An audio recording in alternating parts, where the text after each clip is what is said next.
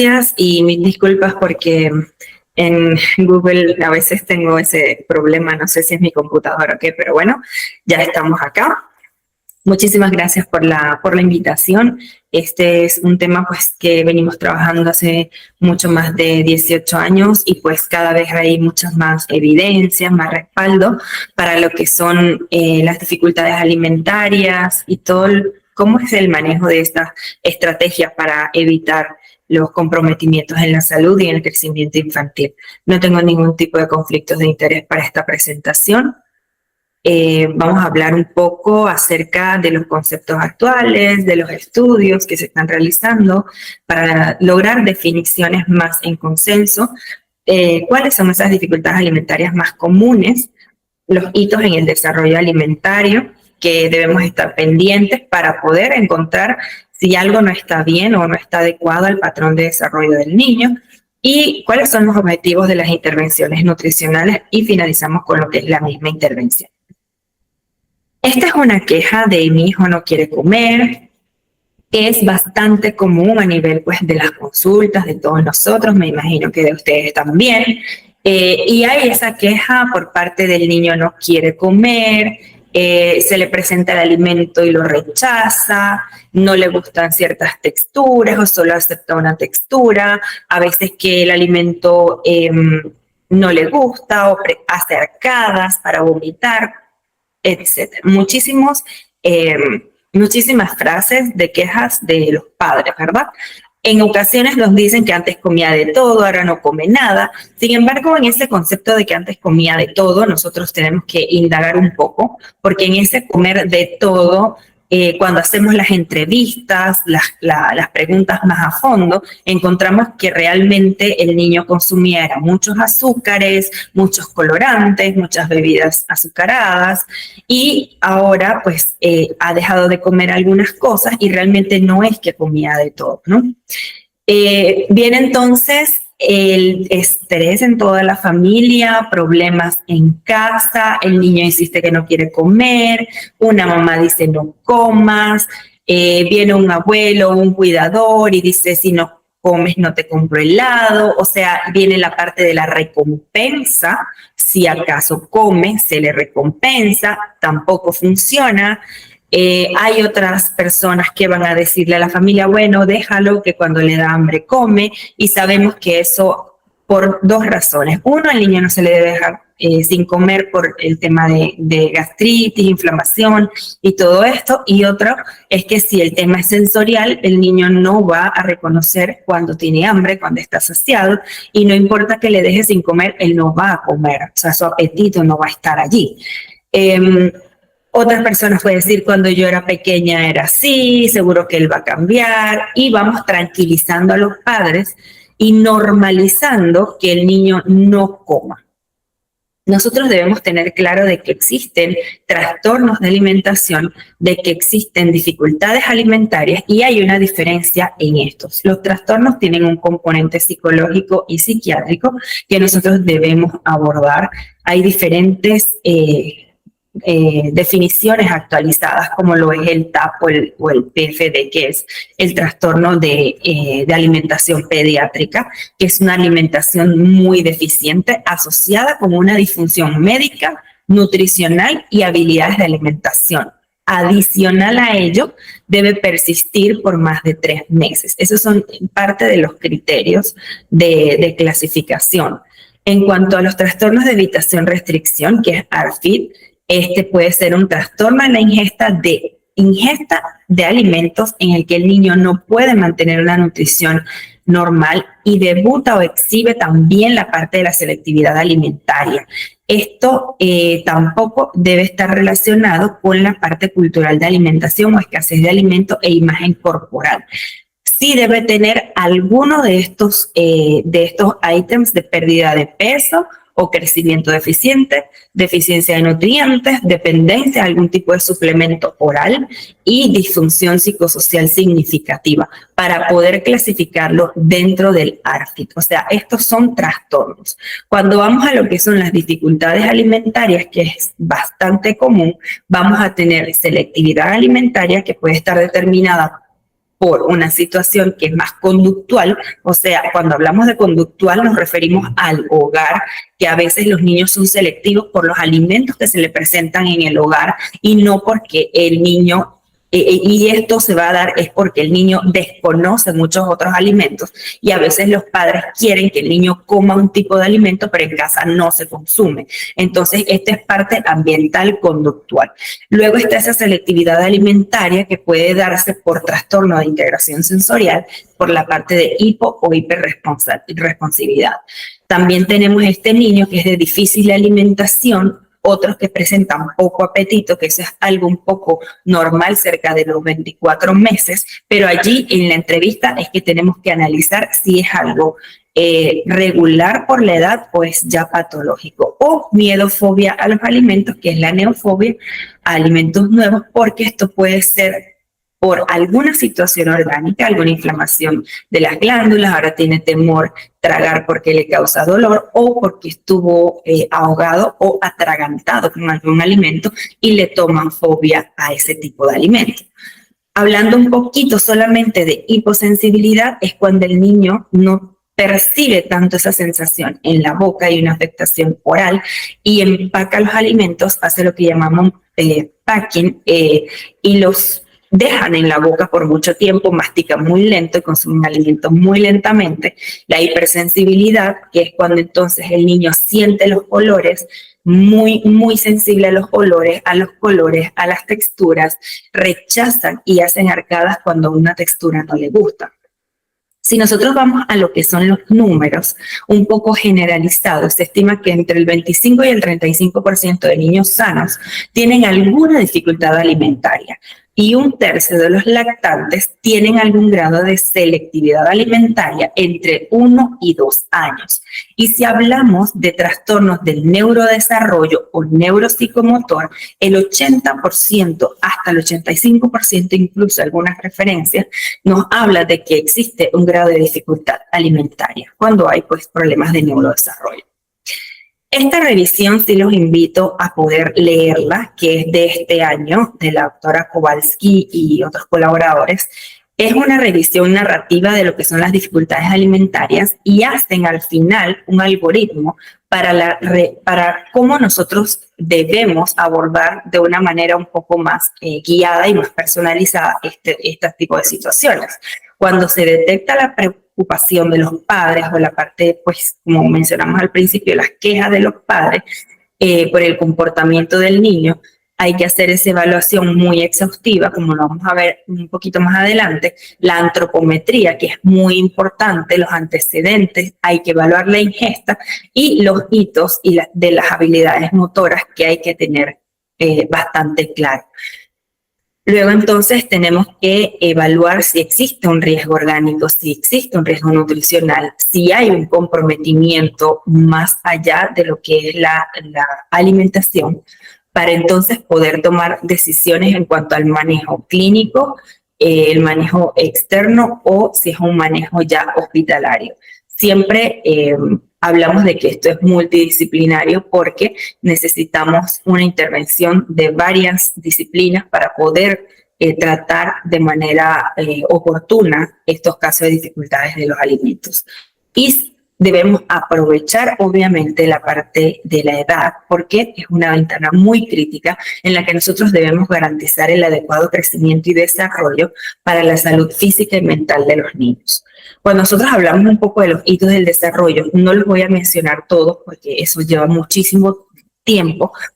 Solamente les presenté aquí de 0 a 12 meses por lo menos y aquí va luego hasta los 18, a los 24, a los 36. Hay diferentes hitos que se deben ir alcanzando en cuanto a la masticación, al movimiento de la lengua, si es un movimiento rotatorio, si es un movimiento lateralizado que pueda indicarnos a nosotros que el niño puede masticar bien y que puede tragar bien. Luego de eso, nos enfrentamos entonces a las diferentes etapas preescolares y escolares en las que va cambiando todo el patrón nutricional y el patrón de alimentación, porque entre los 2 y los 3 años pueden existir algunos trastornos adaptativos que nosotros debemos estar claros de cuáles son y cómo entonces poder manejarlos, y el tema social que va entonces ya para la edad escolar. Entre las causas de esos problemas de alimentación pueden ser causas orgánicas, como algún tipo de desorden de motilidad intestinal, parásitos intestinales, del sistema nervioso, infecciones. Hay comportamientos psicológicos que también afectan la ingesta de alimentos, como disturbios en la dinámica familiar, la parte emocional. En cuanto a las causas, por ejemplo, dietéticas y la presentación de los alimentos, es cuando ocurre algún tipo de monotonía, que es lo que hablábamos, no existe una variedad de los alimentos que se presentan a los chicos y entonces luego no se exponen a ese tipo de alimentos y hay entonces dificultad para aceptar nuevos alimentos en cuanto a sabor, textura, apariencia. Incluso cuando hay trastorno de integración sensorial o desintegración sensorial, también tenemos afectación en cuanto a las temperaturas de los alimentos. Y otras causas, como mencionamos anteriormente, miedo a ahogarse y algunas dependencias de los padres. Debemos recordar y tener bastante claro que antes de que un niño coma, o sea, lleve el alimento a la boca y trague el alimento, hay muchos pasos que debe seguir y si el niño ya tiene una dificultad alimentaria, cada paso es todo un desafío hasta llegar a consumirlo. Entonces, tenemos que fomentar y dar como más importancia a cada una de las acciones que deben existir. Por ejemplo, cuando se le presenta el alimento, el niño debe tolerarlo primero, interactuar con el alimento, es decir, interactuar con el ambiente, el plato, la mesa, el vaso, reconocer lo que se le está presentando, oler los alimentos en algunos casos porque son chicos a veces que tienen dificultades sensoriales, a veces lo tocan, lo saborean, lo prueban antes de comerlo. Todo esto es parte de los pasos del comer y es una estructura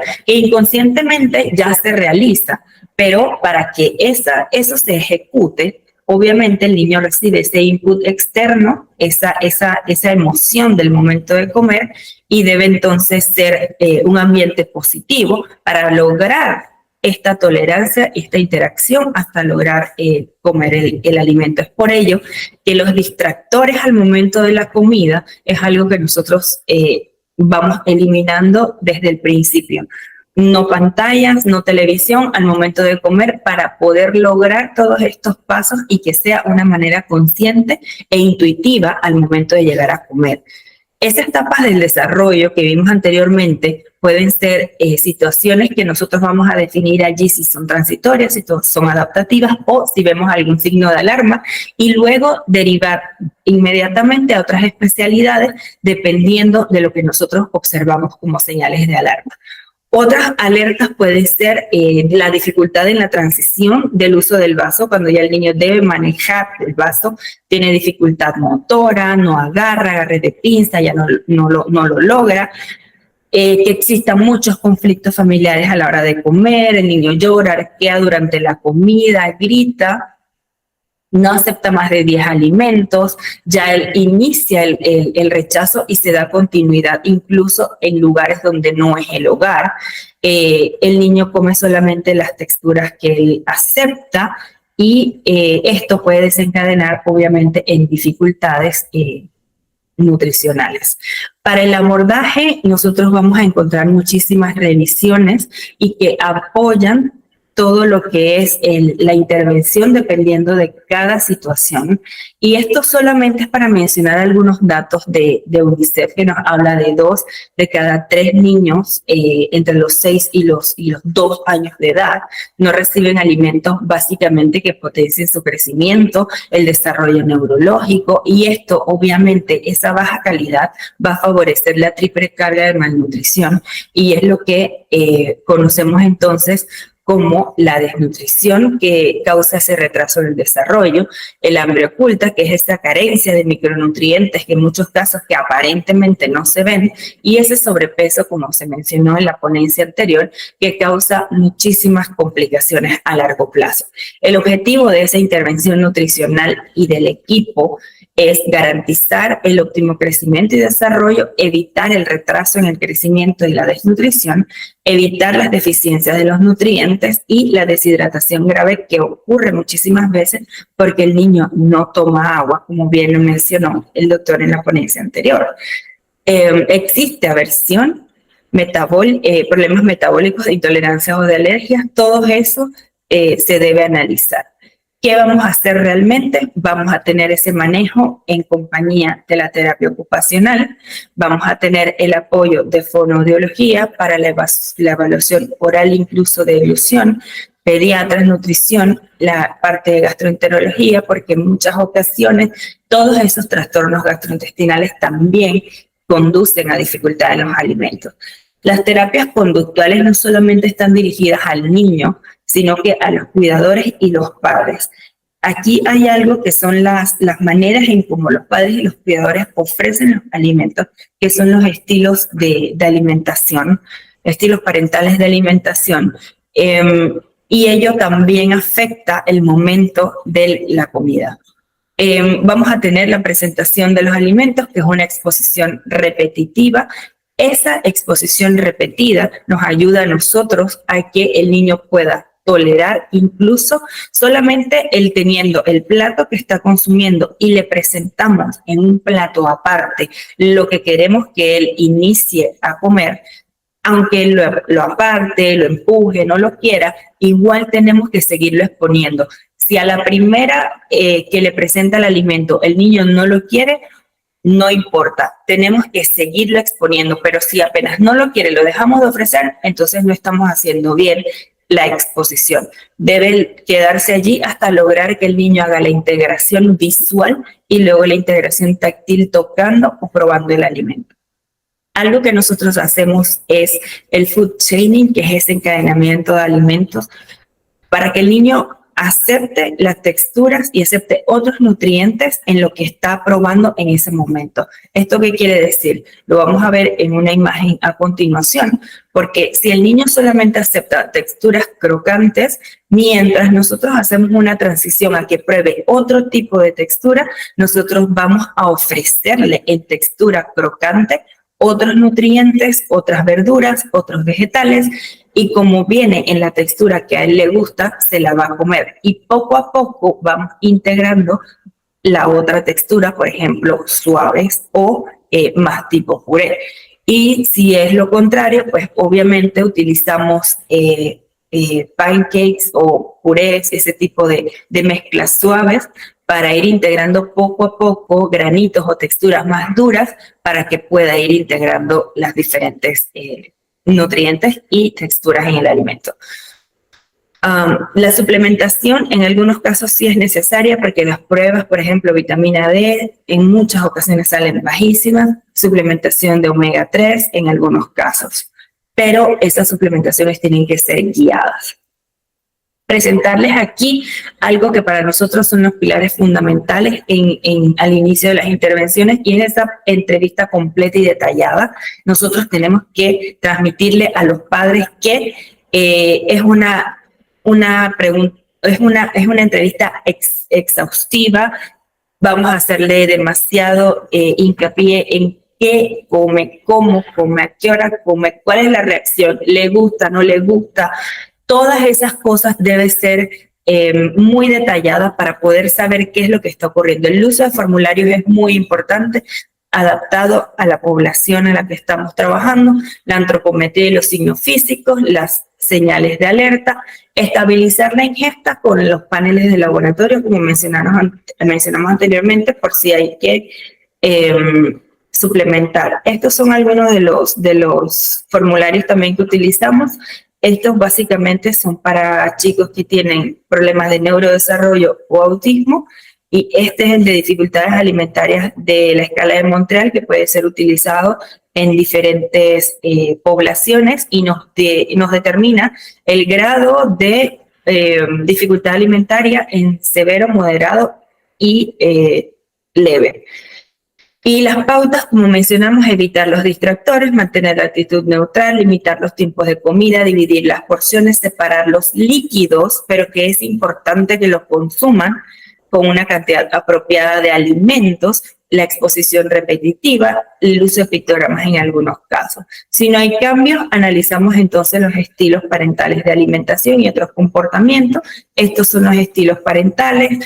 padres o cuidadores muy receptivos, que responden a las señales del niño, a veces son muy controladores, que no hacen caso a las señales del niño, negligente, es que pues sin darse cuenta de las señales del niño, insisten en que siga comiendo, indulgente, satisfacer los deseos, que bueno, si solo quiere donas, bueno, se le da, ¿no? Si solo quiere pasta, se le da pasta, y solo quiere dulce, se le da dulce, y así. Entonces, todo eso es parte de lo que se analiza para dar un adecuado asesoría a los padres y a los cuidadores de manera conductual. Es importante el acompañamiento, que el niño no coma solo, siempre debe haber alguien que, por ejemplo, coma con él para que sienta la compañía y el ejemplo en casa. A veces se nos hace muy difícil comer en familia o comer muchas personas a la vez en casa por el tema del trabajo y los horarios, pero siempre tratar de que por lo menos una persona más le acompañe. Integrarnos en la preparación de los alimentos por el tema sensorial, estar en contacto con el alimento le favorece para los colores, para la visión, para los colores, para las texturas, sobre todo el manejo de las texturas suaves, que es algo que se dificulta mucho. Esta es una imagen de uno de nuestros pacientes. Al principio pues no comía muchos alimentos, básicamente eran solamente 5, ya luego quedó integrado en la alimentación familiar. Al principio solo eran suaves, ahora ya come diferentes texturas, y en el lado derecho de la pantalla el niño solo comía crocantes, y luego allí utilizamos diferentes tipos de verdura con semillas mezcladas y para darles otros nutrientes obviamente y otros alimentos. En el caso de acá, la niña solamente aceptaba suaves, poco a poco fue aceptando otro tipo de textura más durita, porque le ofrecimos los diferentes tipos de alimentos y las transiciones, y la mamá fue creando diferentes tipos de recetas, como esto que ven aquí, que fue como el pollo molido, y logró apanarlo con una harina de arroz para que luego quedara un poquito más crocante. Las pastas vegetales, pastas de garbanzo, y en la salsa entonces utilizamos diferentes tipos de carnes para preparar la misma salsa, o verduras. Y así nosotros lo que vamos a lograr es tener adolescentes o chicos en crecimiento adaptados a la alimentación y completamente saludables. Finalizando, las dificultades alimentarias están presentes en un porcentaje muy elevado. El diagnóstico no es único y necesita ser abordado de manera integral por diferentes profesionales. El uso de las pruebas de laboratorios también es importante para personalizar. La intervención a través de investigación y formación también nos va a ayudar. Los mensajes finales: la alimentación también debe ser intuitiva, cumplir con características como balanceada, completa, eficiente, segura y nutritiva. Y si hay alguna dificultad alimentaria, no la vamos a poder solucionar con un jarabe para abrir el apetito. Esto tiene que tratarse y no normalizarse como que en algún momento va a cambiar, sino que debe tratarse. Muchísimas gracias. Estos son nuestros contactos y pues gracias.